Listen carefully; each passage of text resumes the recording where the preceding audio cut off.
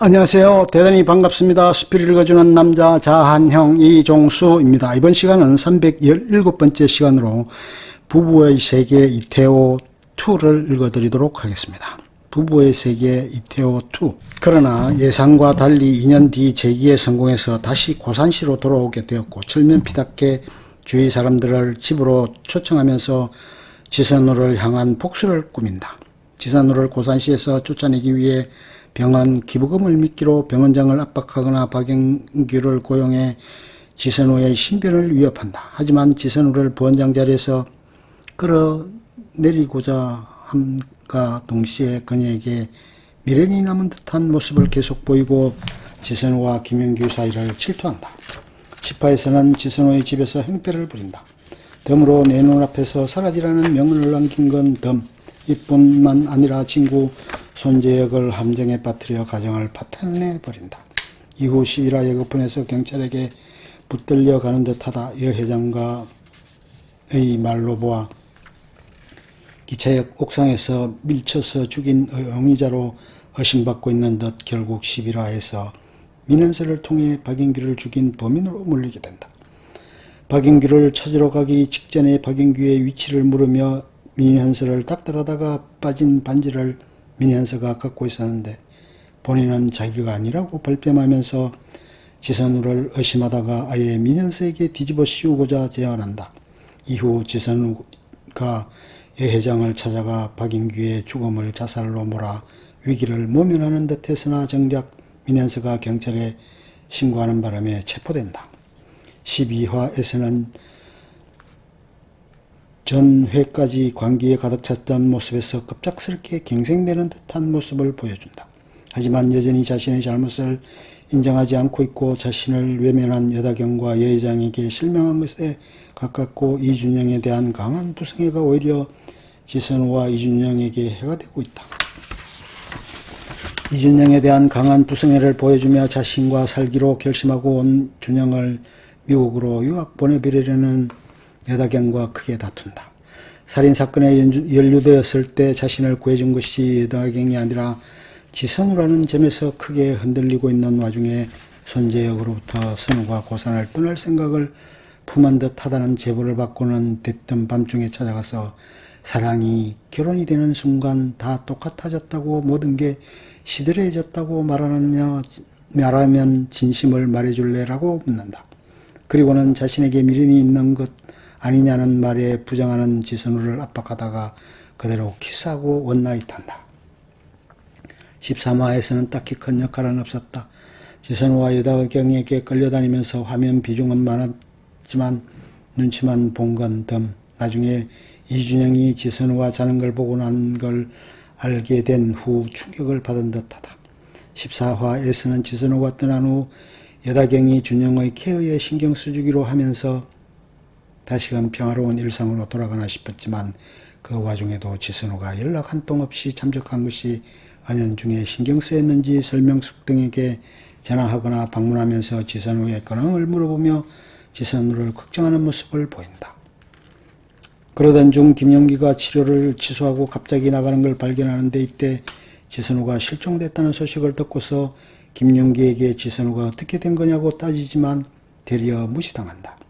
설명숙에게서 지선우의 위치를 알아내 부산으로 그녀를 찾으러 갔지만 정작 지선우를 찾았을 때 한 발 늦어 지선우는 자살하려다가 김영기에게 한테 구출된 상황이었고 이태호는 김영기의 품에 안겨 우는 지선우를 먼 발치에서 바라만 보다 발걸음을 돌려야 했다. 그 후 집에 돌아와 차 의원 접대를 준비하지만 여전히 지선우가 자살하려 했다는 사실에 충격에서 벗어나지 못한 상태다. 그러던 와중에 여다경이 제니의 울음소리를 듣고서 같이 있던 준영이 제니를 폭행했다고 오해해 일방적으로 혼내는데 그 과정에서 억울해진 준영이 항변을 하다가 여다경에게 막말을 하자 안 그래도 지선우의 자살 시도에 준영이 원인이라는 생각을 갖고 있었던 이태호는 결국 울컥해서 주먹으로 준영의 뺨을 치며 너 이 새끼 정신 안 차려? 너 하나 때문에 얼마나 많은 사람들이 고생해야 해? 얼마나 더 힘들어야 되냐고? 라며 준영의 가슴에 비수를 꽂고 만다. 15화에서는 홧김에 준영을 패고 뛰쳐나간 후 포장마차에서 술을 들이키면서 자신이 준영을 때렸던 순간과 지선우가 김영귀에게 안겨 통곡하던 때를 떠올리며 준영을 때리며 내뱉었던 말을 되뇌이며 자주한다. 그러나 집에 돌아왔을 때 여다경에게 지선우와 잤던 사실을 추궁당하면서 과거 여다경과 사귀었던 때 했던 질문을 그대로 돌려봤지만 이번에는 진실을 답한다. 하지만 역시나 지선우에게 했던 것처럼 변명을 줄줄이 늘어놓는 탓에 완전히 여다경의 신뢰를 저버리게 된다. 그나마 다음날 여다경이 아침 식사를 해주고 용서해주자 일단락 되었다 생각하고 안도하지만 은근히 눈칫밥을 먹는 신세. 그러나 준영에게 용서를 빌러 집에 찾아갔을 때 완전히 마음을 돌린 준영에게 거부당하자 분노해서 지선우에게 없던 일로 하지 않았냐면서 따진다. 지선우는 준영을 상처 없이 잘 키워주기로 약속해놓고서 여다경의 가족이 보는 앞에서 준영을 망신 주고 때려서 상처를 준 것에 대한 복수라며 반박하지만 이태호는 한순간의 감정일 뿐이라며 일축하고는 당신 같은 미친 여자에게 준영을 맡길 수 없다며 반드시 준영을 데려가겠다고 일갈하고 돌아간다.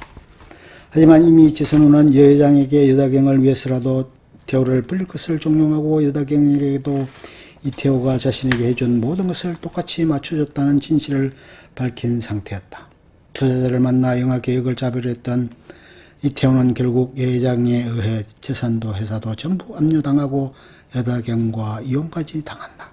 태호는 어떻게든 다경의 마음을 돌려보려 했지만 이미 자신이 지선우의 대용품일 뿐이었다는 진실을 알아버린 여다경은 그에게 완전히 질려버려 그를 버리고 떠난다.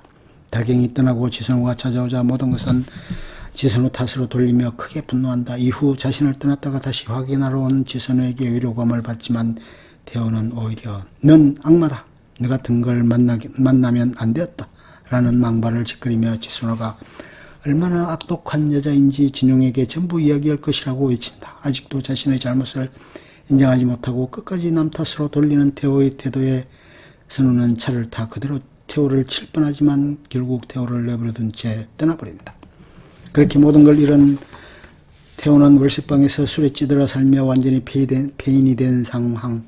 그러나 지선우와 준영이 다시 돌아오자 의도적으로 그들을 몰래 맴돌며 불안감을 준다. 당연히 그렇게 끝날 리는 없었고 한 달 후 지선우가 고산으로 돌아오자 이준영을 납치 유기하고 준영을 데려가겠다는 쪽지를 남긴 채 사라진다. 16화에서는 준영이와 함께였던 계곡에서 이야기를 하던 중 지선우와 차를 타고 그곳에 온다. 이준영은 이태호가 붙잡은 손을 빼며 지선우에게 달려가 잠깐만 같이 있어달라고, 안 그러면 무슨 짓을 할지도 모르겠다고 해서 따라왔다고 틀어놨다. 이태호는 잠긴 목소리로 꼭 해줄 말이 있어서 그랬다. 나쁜 생각은 없었다. 오해하지 말아달라고 말했다. 이어 세 사람은 함께 식사를 했다. 지선우가 어떻게 지냈냐고 묻자 이태호는 눈물을 쏟았다. 이태호는 며칠 전 여기서 봤다. 내가 거기 있어야 하는 건데 너희 옆자리엔 내가 있어야 하는 거다라고 중얼거렸다. 이에 이준영은 이제 와서 그런 소리 하면 뭐하냐. 아빠가 다 망쳤으면서 이럴 거면 왜 오자고 한 거냐. 기분만 더 더러워졌다고 불편해하자 지선우는 아빠한테도 정리할 시간을 줘야 할 것 같다. 그래야 우리 모두 새롭게 시작할 수 있다고 달랬다. 그러나 이태호의 입장은 달랐다. 지선우가 자신과 새 출발을 하고 싶어 한다고 생각했다. 이태호는 나도 당신 용서할 테니 당신도 나 용서해라. 준영이를 위해서 부모로서 최선을 다하자. 처음엔 힘들겠지만 서로 노력하다 보면 준영이도 안정될 거고 예전으로 돌아갈 수 있다면 우리 새로 남은 인생을 위해서 조금씩만 양보하자고는 말을 늘어놨다. 당연히 지선우는 자신이 이 자리를 만든 건 깨끗하게 정리하고 새롭게 시작할 기회를 주려고 한 것뿐이었다며 거절했지만 태호는 계속해서 매달린다. 결국 참지 못한 지선우에게 계속 이런 식으로 할 거면 그냥 죽어버리라는 심한 말까지 듣게 되자 식당에서 나온 준영에게 자신처럼 살지 말라는 아빠로서의 마지막 조언을 한다. 그리고 자살을 하고자 트럭이 오는 차도로 뛰어들지만 이마저도 트럭 운전사가 제때 브레이크를 밟아 사고가 나지 않았다. 이준영은 충격에 빠졌고 지선우는 이태호에게 뛰어가 그가 차에 치이지 않았음을 확인하고 이태호를 끌어내며 눈물을 흘렸다. 하지만 이를 지켜보던 이준영이 스마트폰을 내던지고 어디론가 가버렸고 뒤늦게 이태호가 그 뒤를 쫓았지만 찾지 못했다. 결국 이렇게 둘은 가장 소중한 이들을 잃게 되며 긴 시간 이어온 성의없는 싸움은 끝나게 된다. 1년 후를 다룬 후일담에서 자신이 쓴 시나리오를 가지고 이곳저곳 영화사를 찾아다니며 제자를 물색하고 있다. 물론 잘 되지 않음에도 불구하고 카페에서 시나리오를 쓰면서 제기를 모색하는 모습으로 등장 종료. 아들 이준영이 그와 성격이 좀 닮았다는 묘사가 나온다. 거짓말로 상황을 회피하려 들거나 진실을 말할 것을 타인에게 요구받자 순응하기보단 그런 말을 한 상대에게 적대적이고 부정적인 반응을 보이는 것도 닮았다. 게다가 부자가 쌍으로 선우에게 있어서 빌런 포지션이라는 것까지도 비슷하다. 아무튼 한편으로는 둘이서 사이가 꽤 친한 편인데 심지어 준영은 아버지가 바람을 피우고 어머니를 폭행하는 모습까지 봤는데도 여전히 아버지를 몰래 만나는 것도 모자라 자신의 진정한 이해자라 생각할 정도로 신뢰하고 강력한 애착관계를 유지 중인지라 거의 이태호에게 홀린 수준이다. 그러나 아들과 계속 관계를 유지하는 게 역으로 과거 불륜자이자 재혼 상대인 여다경이 부정적인 이미지로 신경을 쏟게 만드는 계기가 된 게 또 아이러니. 하지만 이태호가 준영이를 때림으로써 사실상 준영이도 아빠의 실체를 깨닫고 엄마에게 돌아간다. 끝. 좋으면 좋아요, 구독, 알림 설정 눌러주세요. 감사합니다.